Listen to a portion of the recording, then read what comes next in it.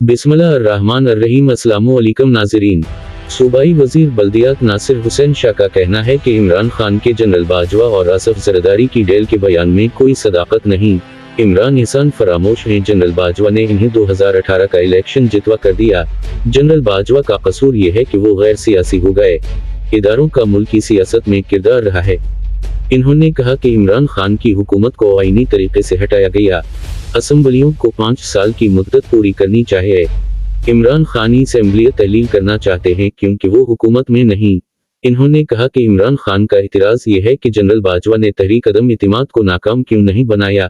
नासिर शाह ने कहा कि इमरान खान अदलिया और दीगर इदारों को दबाव में लाने की कोशिश कर रहे हैं। गवर्नर पंजाब ने परवेज इलाही को इतिमाद का वोट लेने का कहा, इसमें कुछ गलत नहीं। सूबाई वजीर ने कहा कि इमरान खान ने IMF से किया गया मुआहदा तोड़ा। शौकत तरीन ने KP हुकूमत को IMF को खत लिखने का कहा।